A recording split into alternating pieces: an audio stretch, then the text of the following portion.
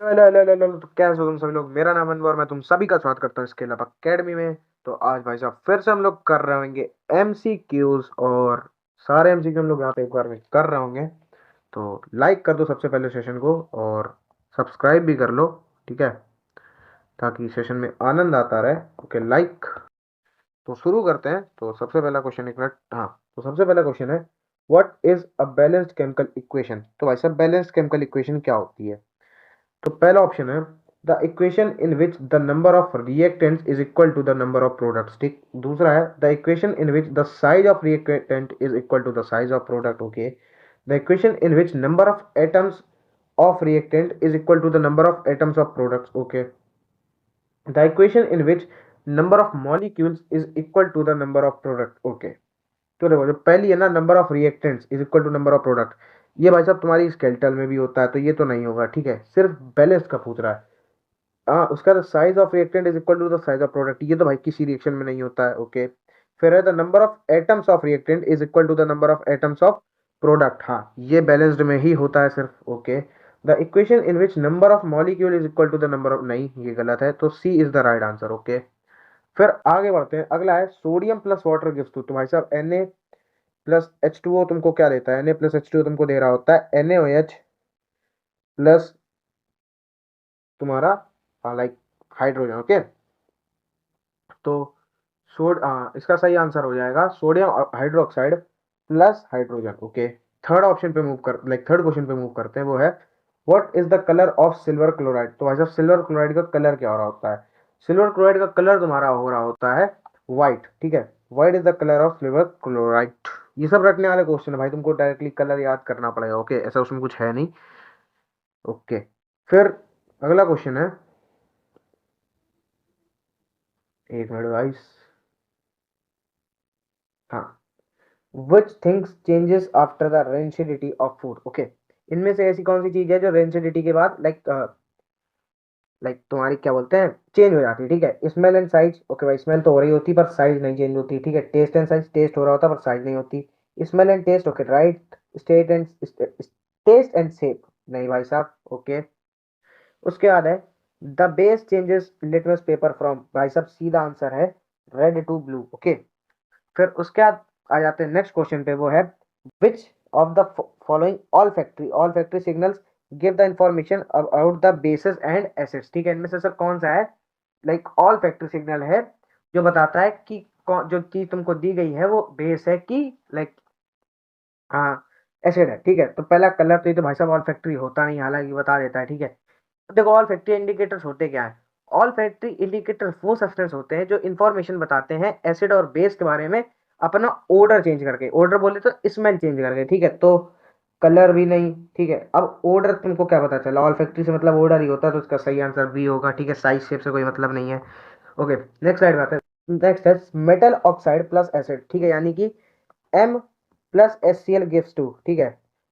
तो और ऑक्साइड है, ओके, तो मेटल ऑक्साइड गिव्स टू, देखो ये तुम्हारा इसके साथ चलाएगा, ये तुम्हारा इसके साथ आ जाएगा, तो ये बन जाएगा MCl प्लस, यहाँ पे एसिड मैंने HCl लेके चला है, तो लाइक यहाँ पे Cl आ जाएगा, ठीक है। प्लस MCl प्लस तुम्हारा H2O, ओके। तो तुम्हारा सही आंसर होगा। अब MCl क्या होता है, यानी कि एक सॉल्ट ही होता है, एसिड एसिड से कैटायन, लाइक तुम्हारा एनायन निकल रहा है, मेटल ऑक्साइड से कैटायन निकल रहा होता है, तो कैटायन और एनायन मिलकर तुम्हारा सॉल्ट बना रहे होते हैं, क्या बना रहे होते हैं, सॉल्ट, ओके। तो सही आंसर होगा salt plus water, okay, C is the right answer. Next पे मूव करते हैं। तो नेक्स्ट है what is the name of CSO4 dot H2O, ठीक है। लाइक एक मिनट, ये तुम्हारा जो कंपाउंड है ये है CuSO4 डॉट हाफ H2O, क्या है, हाफ H2O, ओके, ऐसे है, ठीक। तो इसका नाम बताना है भाई साहब, इसका नाम क्या है।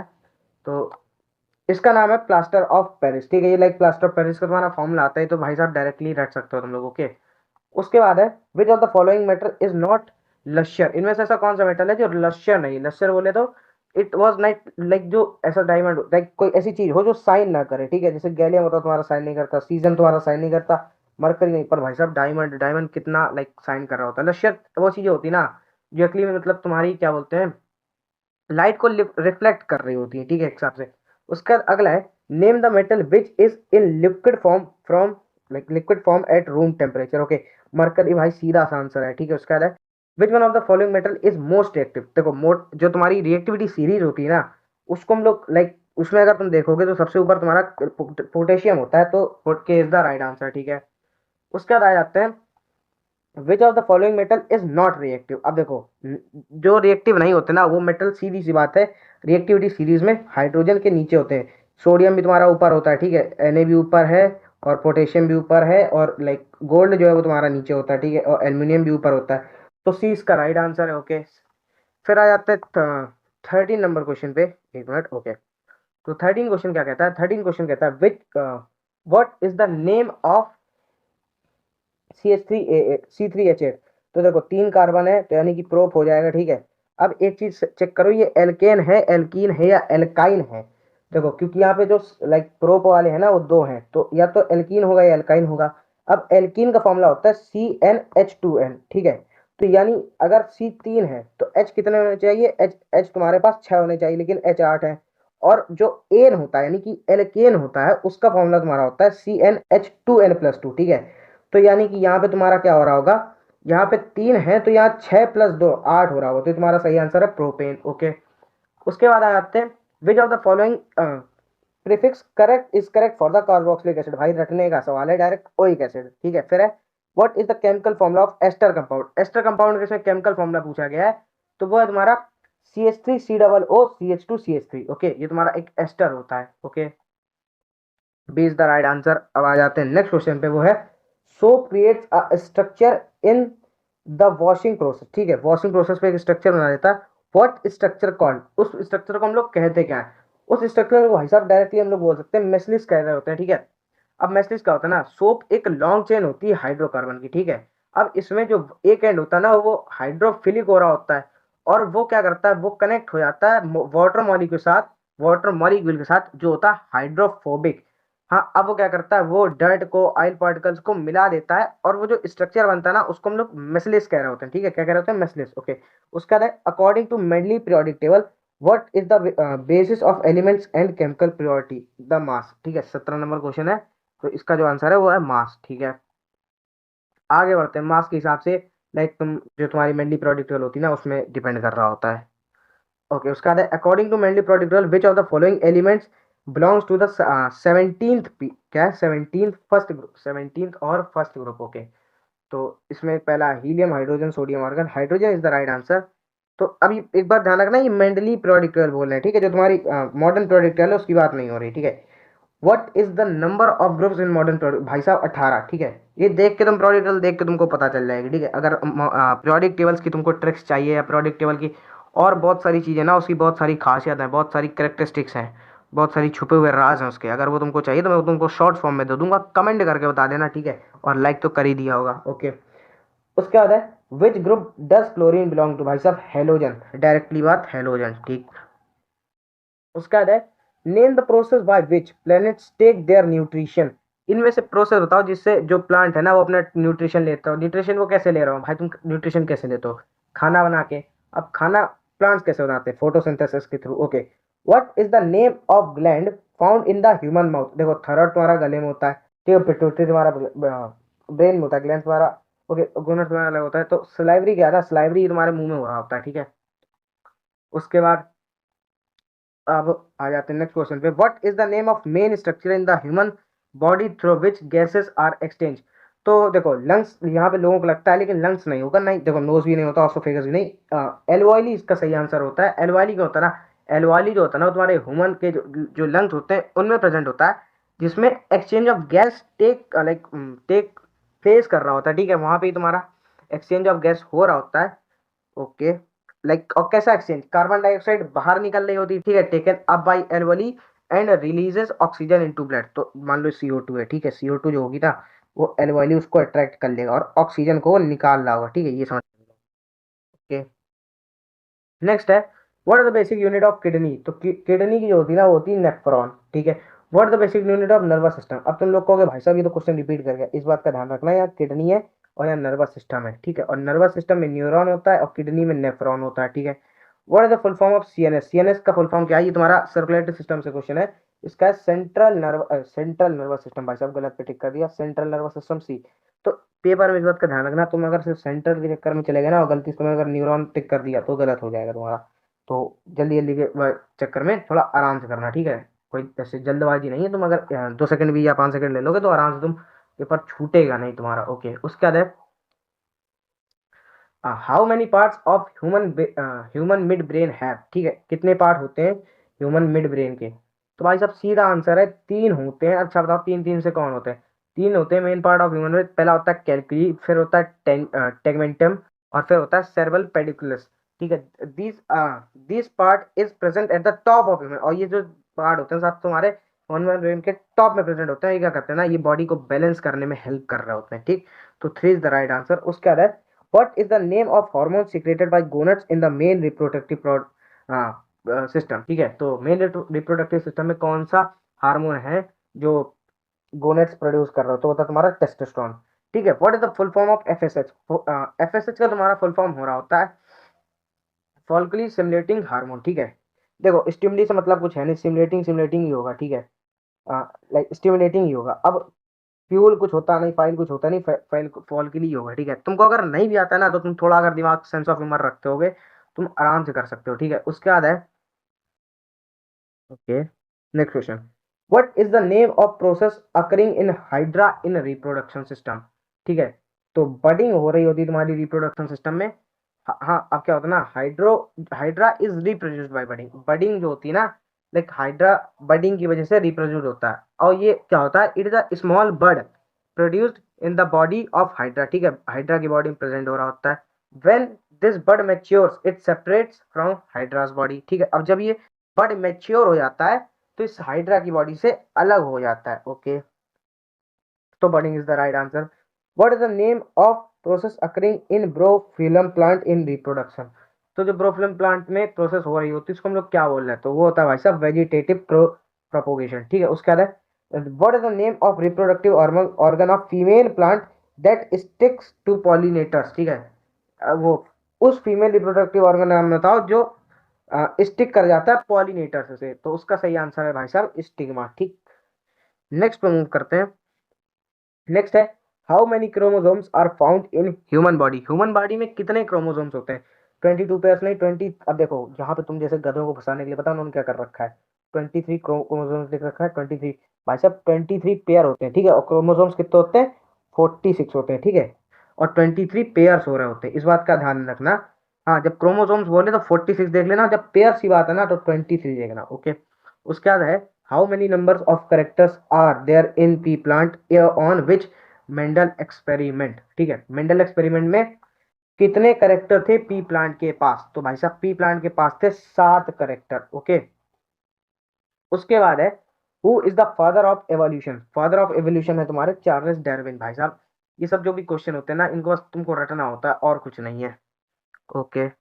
नेक्स्ट पे आ जाते हैं, विच of the following statement is incorrect about analogous organ, ठीक है। इनमें से कौन सी स्टेटमेंट है जो एनालोगस ऑर्गन के बारे में गलत है?